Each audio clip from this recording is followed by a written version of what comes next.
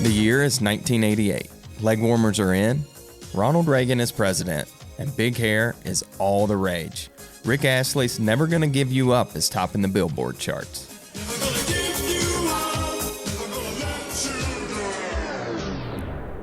But it's also a terrible drought year across the country. Historic wildfires are raging in Yellowstone National Park. We figure there's a good chance yesterday it burned over 100,000 acres. The continued devastation of the nation's oldest park has prompted high-level Washington officials after months of the park burning. 1988 was one of the worst droughts in U.S. history. A New York Times article from that summer even reported growing fears of a new Dust Bowl. And for many farmers, time has run out. From Montana to Texas, from California to Georgia, farmers face the worst natural disaster since the Dust Bowl of the 1930s. 150 miles northwest of the Yellowstone fires, another event was playing out. A section of the Big Hole River, a blue ribbon fishery in southwest Montana, went completely dry for 24 days. This sounded the alarm for one of the last remaining river-dwelling populations of Arctic grayling in the lower 48. As a result, this prompted the U.S. Fish and Wildlife Service to consider listing under the Endangered Species Act, raising the political temperature in the community. You know, there was a lot of finger pointing and polarization between irrigators and recreationists and other community members. During the following years, the uncertainty of federal regulation loomed over the valley. If the fish was listed under the Endangered Species Act, it could jeopardize ranching operations, which was, and remains, central to the economy and open space in the Big Hole Valley. But out of the uncertainty, a collaboration emerged that changed the future of the Big Hole. A future where human communities, wildlife, and the ecosystems they depend on can thrive. And it might even serve as a model for how we can conserve species that are headed for the brink. They're sensitive to me staying viable, and I'm sensitive to trying to create a better habitat for the fish. And if you can work together and then pull outside forces for what I call as a public good, you know, you're going to have a successful endeavor.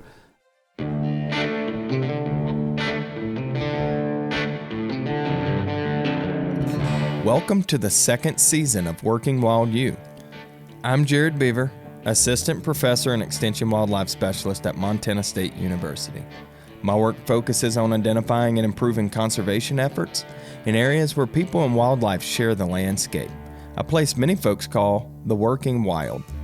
And I'm Hallie Mahold, Chief Programs Officer at Western Landowners Alliance, a network of landowners, managers, and partners dedicated to keeping the working lands of the American West whole and healthy for the benefit of both people and wildlife.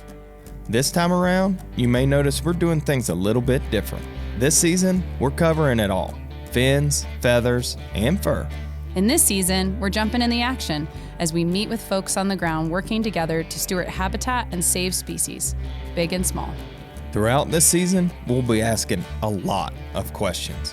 What makes these community-led efforts successful? What can we learn? How can we apply them in our own communities or even across the country? And as the Endangered Species Act turns 50 this year, it's time for some reflection. What could the next 50 years of conservation in the U.S. look like? Can we as a society do a better job supporting species before they become endangered in the first place? Now, these are big questions.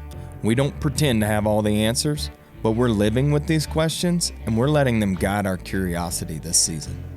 After the break, we're heading to the Big Hole watershed in southwest Montana to learn how one imperiled fish catalyzed a community-centered approach to conservation, an approach that helps answer some of these big questions, and likely leaves us with a few more.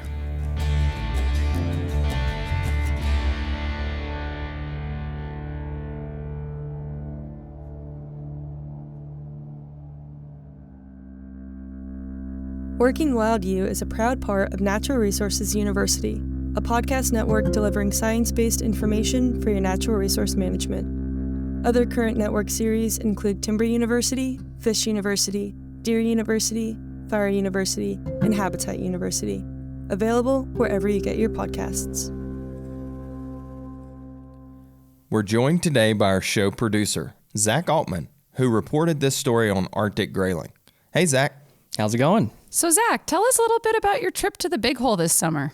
Well, one day this summer, I got up before sunrise, hopped in the truck, and made the 2-hour journey to a little town called Wisdom, Montana. Ah, the Wisdom area. Really, any part of the Big Hole. Just absolutely stunning. My wife and I took our kids down there this year fishing. Probably the highlight of our summer. Right. I mean, the Big Hole makes you want to fish. And that's where our story begins today. I had some time before meeting with some folks in town, and I figure I'd try to meet one of the characters of this story, the Arctic grayling.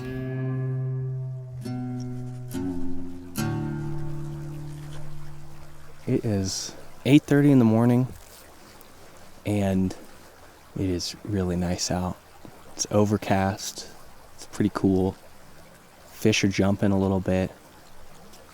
There's a lot of willows along the bank here, and I'm not exactly a proficient fly fisherman, but we're gonna give it a go. See what happens.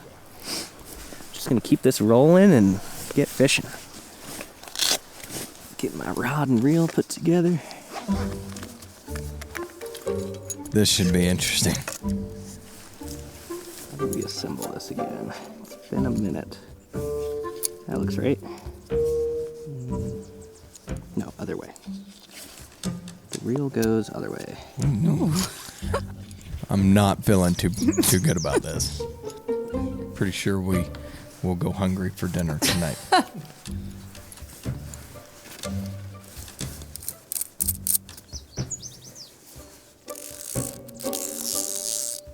Well, Jared, while Zach gets untangled and attempts to get started fishing, let's talk a little bit about Arctic grayling.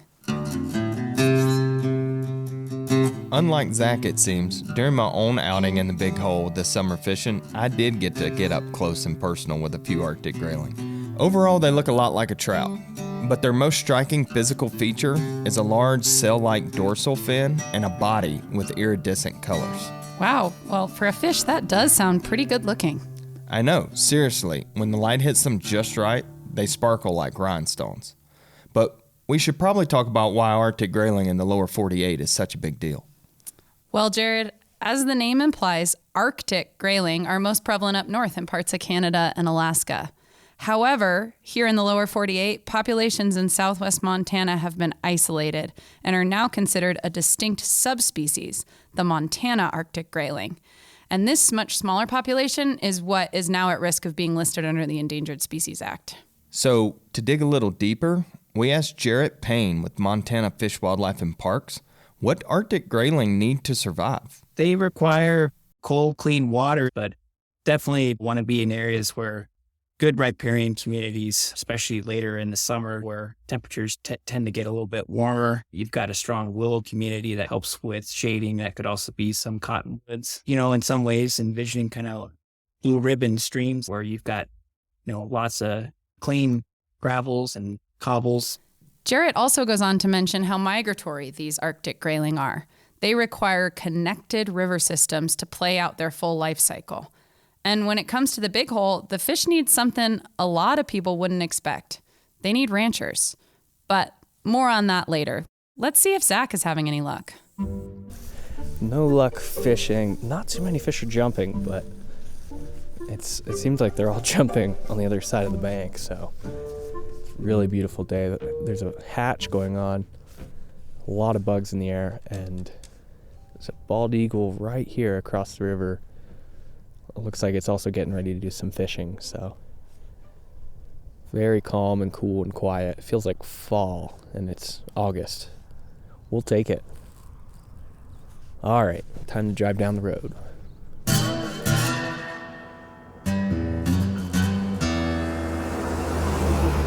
So we mentioned at the top of the show that the community in the Big Hole is working together to save Arctic grayling. So that's where Zach headed, down to Wisdom to meet with biologist Jim McGee to learn more.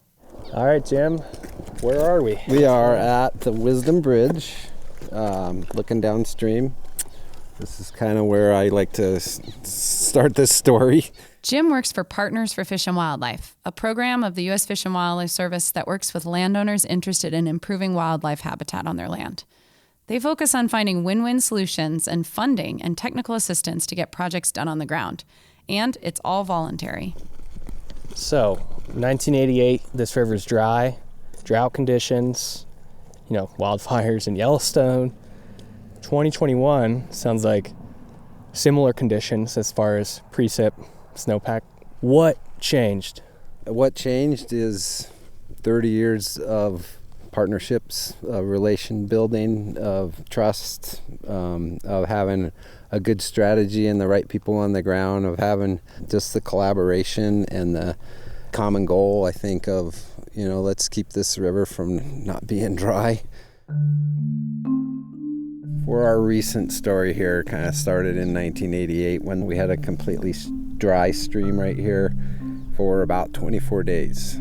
Fish, Wildlife, and Parks was monitoring grayling, and this is ground zero really for grayling spawning and rearing. And so when the stream went dry in 88, people started really noticing, and that's kind of the start of the conservation story. Often you have a conflict to start a success. While drought and events of 1988 caught everyone's attention, things didn't really ramp up until 1994, when part of the Big Hole was again at risk of going dry. The Governor's Drought Task Force called a meeting with the stakeholders with the goal of let's get everyone at the table and start figuring out how we could prevent a dry stream bed and keep more flow in the river for grayling. From that meeting, the Big Hole Watershed Committee was born.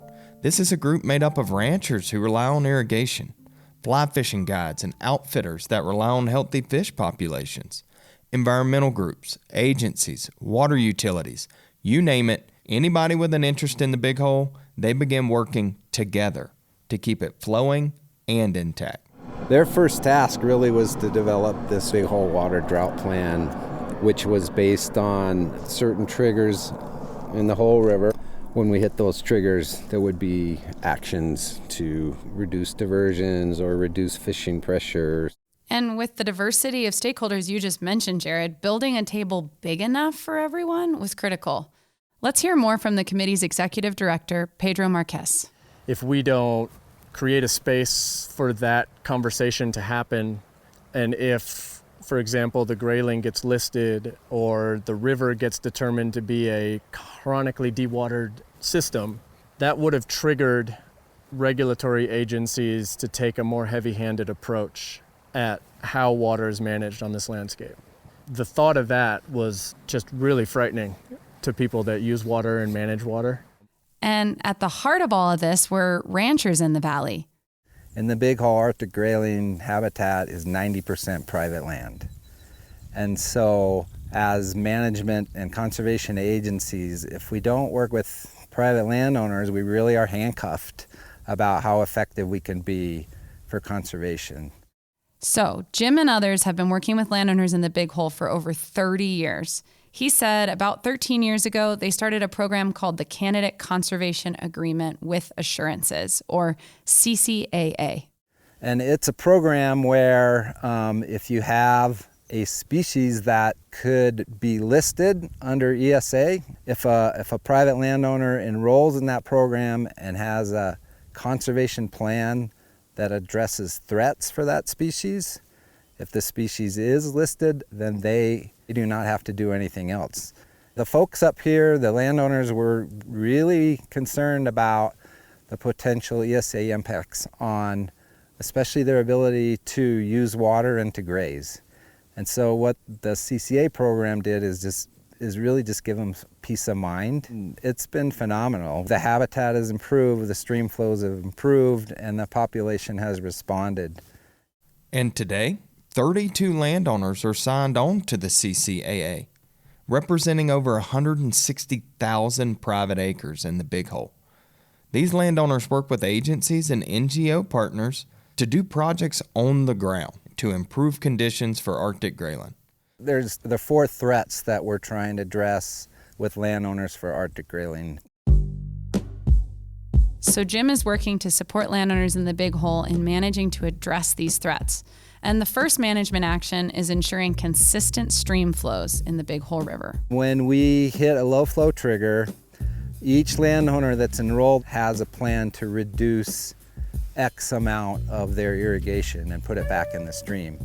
And it's worked very well. It's tough because that's their livelihood, but I think the reason it works is because it's a shared sacrifice. Before our CCA program, we were hitting those flow targets about 56% of the time, and now we're hitting them about 78% of the time.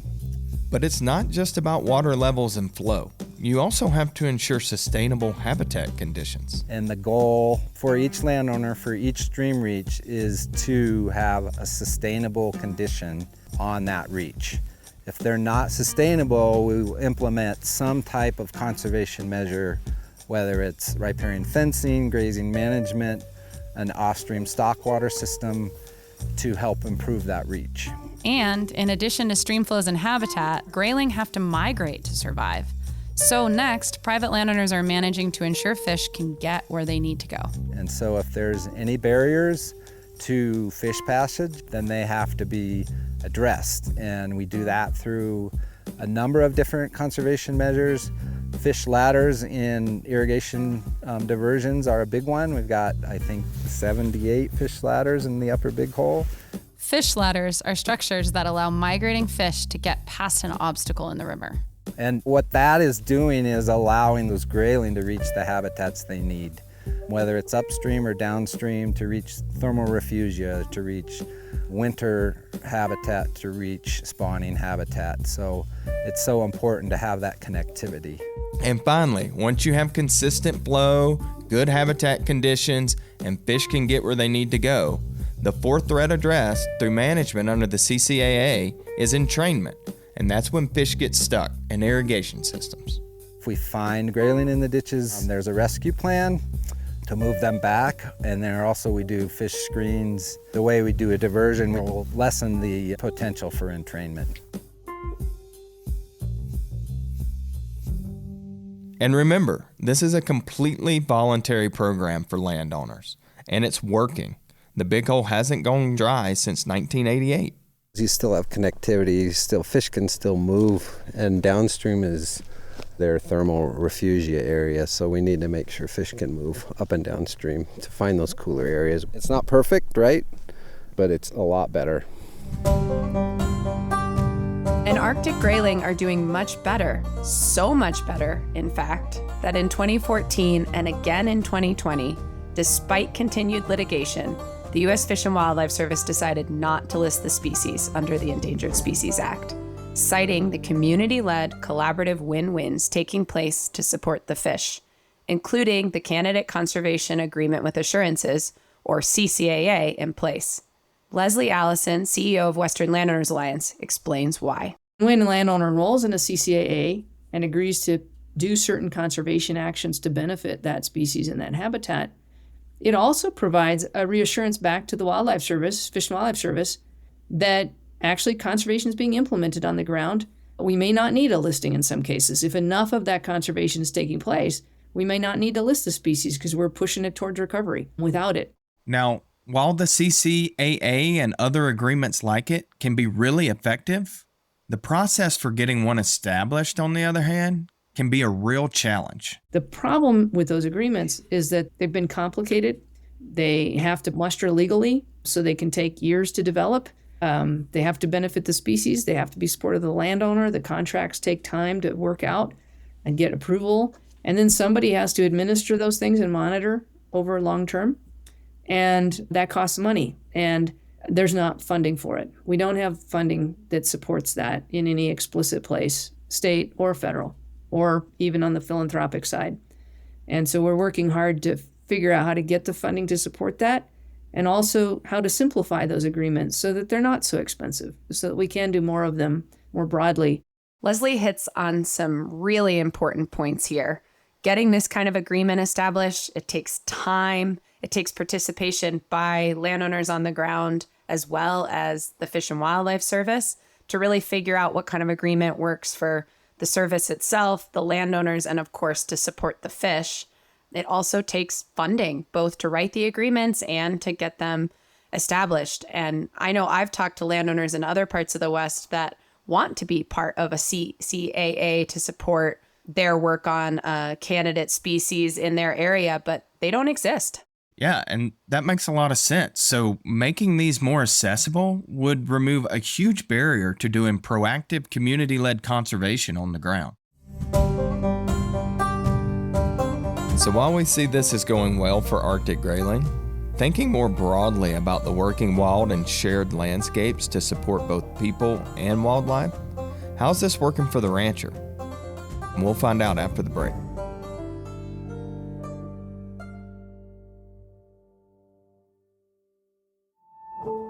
We're in a new chapter of conservation. In the first chapter of conservation in this country, you had wilderness and then you had city.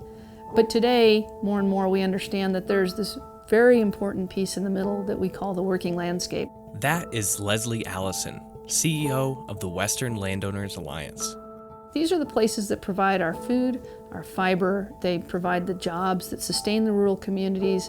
These things are incredibly important and they're disappearing. And that's really our next challenge going forward. We have to think beyond protected wilderness. And you can't do that unless you're engaging the people in those landscapes, first and foremost in that solution. Led by the people on the ground, Western Landowners Alliance advances policies and practices that sustain working lands, connected landscapes, and native species. What we're seeing in the West today is incredibly hopeful because you do see collaborations, working with partners, trying to realize this vision that's so important to us. I think many places in the rural West are actually leading the way on this. And so can you. Join us and learn more at westernlandowners.org. Let's get back on the ground with Zach at the Huntley Ranch, a family that's been involved with the Arctic grayling since the beginning.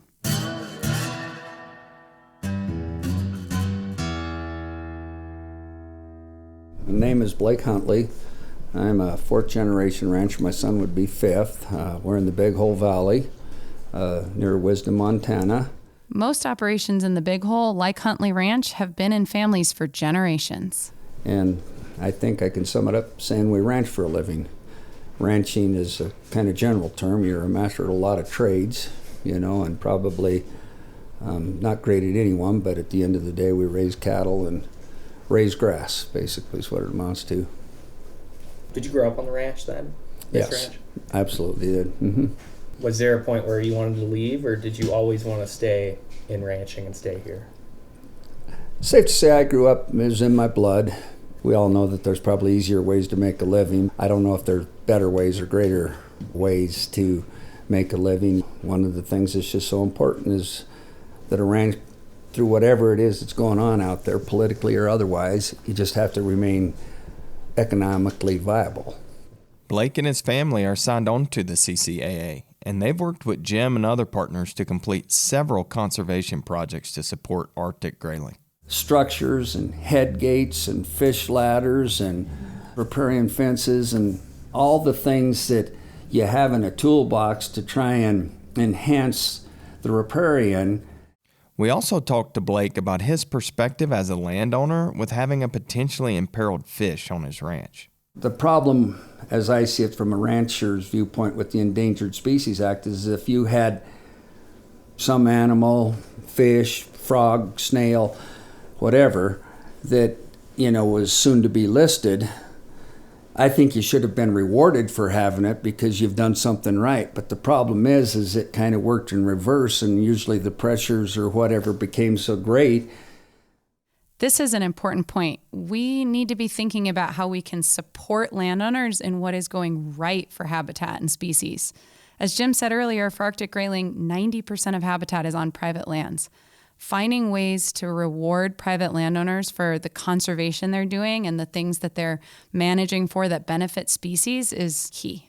What were you going through at that time as an operation, and what made you decide to participate in that whole agreement? So the CCAA was a different avenue of conservation. But what got us involved was the people, and that's all about trust. And so to have a successful program, I think you have to have the people on the ground like Jim and many others. And then what's different in my mind that makes this successful is the ranchers not having to burden the costs of a lot of things necessary to create a better habitat. And that's a huge deal.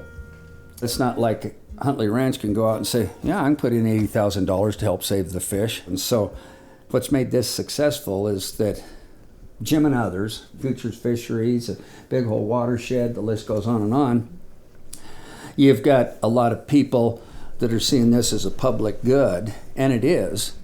And to Blake's point about having the right people on the ground, back at the diner in town, Zach met with Caitlin Boren with the Montana Department of Natural Resources and Conservation. I'm a surface water hydrologist, and my focus is the upper Big Hole, and I am in charge of managing the water for the CCAA program. Caitlin works with the irrigators across the watershed when the river needs a boost, moving water around to support the Arctic grayling. What's the process to communicate with 32 plus landowners across the watershed? It's very complicated. So I spend a lot of time walking around, driving around, looking at ditches, and like first thing in the morning, I look at what the gauge is at each of the reaches. Then, based on what the flows are doing, I decide which ditches I want to go look at to see what ditches are on, how much is in them, and figure out like where the water is, basically, and who's using what. And then like what the weather's doing for the week, and if people are going to be shutting down for hay soon, or who keeps on for grazing. Like with most things involving water in the West, this is not simple. There are over 500 points of diversion in the CCA area in the Big Hole. Yeah, and if you adjust one, it's probably going to affect someone else, so you have to communicate. Yes. The communication is huge. Yes, and keeping that water in the river after you divert it, because you could lower one head gate and then it could just go right into the downstream head gate that's open, and so you have to like leapfrog and follow the water down, and it's a lot. Nearly all irrigators in the Big Hole use flood irrigation, where hayfields or pastures are periodically flooded from irrigation ditches that divert water from the river or its tributaries. People have used this method for thousands of years. And some might look at the Big Hole and say, hey, why don't you switch to pivot irrigation? You know, those giant sprinklers on wheels. That would save water, more for the fish, right? It turns out it's not that simple. How you irrigate and manage water is more than just about how much you use. Let's hear again from Pedro Marquez, Executive Director of the Big Hole Watershed Committee. We really funded a lot of studies to understand our water budget, and we came to understand the value of flood irrigation and the return flows from flood irrigation. It's an inefficient method of irrigation in the sense that you're dumping way more water on the land than the grass needs to grow. But what it does do is it saturates the soil profile all the way down. And what that does is it actually cools the water down, because that water underground is 50 degrees. And if it's on the surface, it's heating up. Pedro goes on to suggest that ranchers in the valley, through flood irrigation, are now providing a key ecological function, similar to what beavers are doing elsewhere in the watershed, especially on the Forest Service lands up in the mountains. There used to be way more beaver, 10 times more beaver than there are currently. And those beaver, that's one of the things that they did. They held back snowpack. They created these holding ponds for themselves, which also created an abundance of wildlife, habitat, diversity, all these things. So flood irrigators, they in essence are mimicking beaver behavior by flooding out and soaking these soils. So while participating landowners are managing their water use collaboratively to maintain good flows in the river, the Big Hole Watershed Committee is working in the mountains with the Forest Service to install structures that mimic beaver dams to help more water seep into the soils and the groundwater. So we have some projects with the Forest Service looking in high alpine meadows where high flows just stay in the channel and shoot downhill. Like, that's not positive for us. So how can we work with the Forest Service to create projects while they're thinning to put mimicked beaver structures in these streams and get those floodplains saturated again. It's not a one-size-fits-all solution. It's thousands of little projects all over the ground, all over the landscape. And that seems to be at the heart of the strategy in the Big Hole Watershed. As Blake Huntley talked about, it's the people working together to steward an ecosystem at a watershed scale. Right? And looking for those win-win solutions for both wildlife conservation and ag production, but also meeting folks where they are. And this process is working. So after a day traveling around the area, Zach returned with Caitlin and Jim to the Wisdom Bridge, where this all began back in 1988. But now, looking forward to what's to come. So when you stand here and look at the river, what do you see? I see life for like everything around it and the people who use it, and I see the future, I guess, because water is everything in the West, right? It like reduces my stress level to see this much water in August. I just see all the work that Jim has done for so long and all the landowners, their history here and the work that they've done with him, and how cool it is that we have this amazing program that is like keeping this river alive and keeping grayling alive, and it feels successful to me when I look at the water. What I think is complicated about this whole story around the grayling here is all this has been done. There's water in the river. It's doing great. And sometimes the river's getting too hot anyway. And I'm curious, if grayling don't persist here, do you see this as a failure? I don't, because what we're trying to do is watershed scale health. Right, so we're trying to build in resiliency as best as we can to buffer changes in climate, and that is intact stream channels of the right width to depth, intact riparian areas with shading and appropriate grazing, monitoring in the riparian areas, and management. So we talk about grayling success. We don't have a magic wand to say if they're going to be here in 100 years or not, but if you look at all the other wildlife species that are doing well because of this, otters and moose and beavers and songbirds, and it doesn't stop on the river bottom, it goes into the sage and into the forest, so they're all connected. And something people don't think about is we have economically sustainable ranches, and those rural landscapes, keeping them open is how we're going to keep wildlife. So those are so key to the alternative of cement and pavement and septic systems. We have to have these rural economies and this rural culture intact if we want to keep what we value so much and a tremendous place in southwest Montana for wildlife conservation.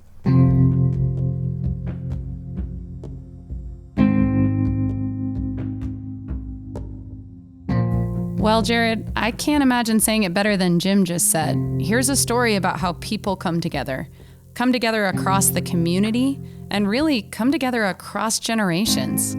And while it all started with a single fish species and the threat of the Endangered Species Act listing, it became a story about the river as a whole, and about ranchers using water differently, and forest management, and supporting a whole landscape. Exactly, Hallie. Look no further than the Big Hole. This community of largely multi-generational ranches for the last 30 years have already been doing what we're just starting to think about in wildlife management. The need to take some of the focus off one particular species and start looking at problems more holistically. We're talking landscape and biome level management that support not only economically viable rural communities, but a whole suite of wildlife as well. Yeah, and while there are these external factors that can't be controlled and things that could continue to negatively affect the fish, Jim talks about how no matter what happens in the end, this is a success story. And the other thing that Jim mentions is resilience, and how important it is to be building resilience into communities, into these landscapes as a whole, to continue to be able to support people and wildlife into the future. And that is exactly what this season of Working Wild U is all about.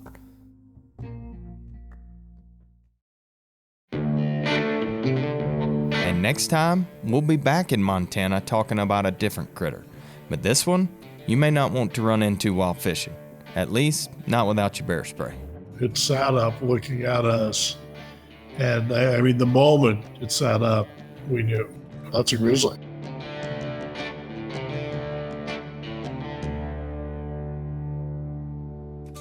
Working Wild U is a production of Montana State University Extension and Western Landowners Alliance, with support from the Arthur M. Blank Family Foundation, Western SARE, and listeners like you. This episode was written and produced by me, Zach Altman, and hosted by Jared Beaver and Hallie Mahald. Louis Wirtz is our executive producer. Music is from Artlist and Blue Dot Sessions.